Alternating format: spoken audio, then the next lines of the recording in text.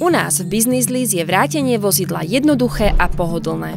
Veríme, že ste sa starali o vozidlo počas celej doby nájmu a vďaka nasledujúcim krokom bude pre vás vrátenie bezstarostné a bez akýchkoľvek prekvapení.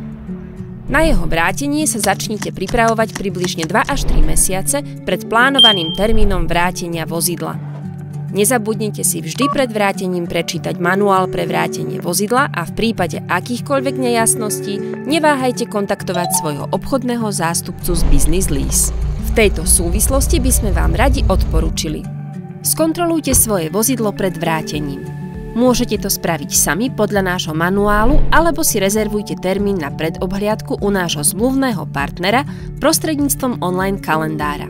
Všetky informácie nájdete na našej web stránke. Zabezpečte všetky nevyhnutné opravy pre splnenie zmluvných podmienok Business Lease pre vrátenie vozidla a objednajte sa na vrátenie vozidla prostredníctvom online kalendára.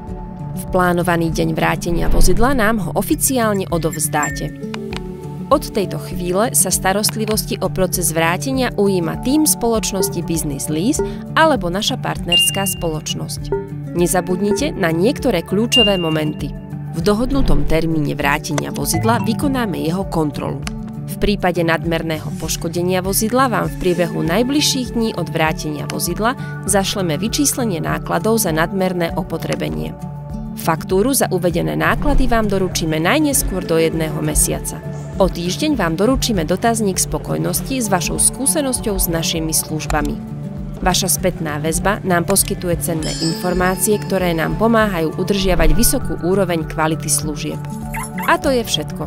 U nás v Business Lease spájame vášeň, starostlivosť a odborné znalosti, aby sme vám poskytli špičkové riešenia mobility.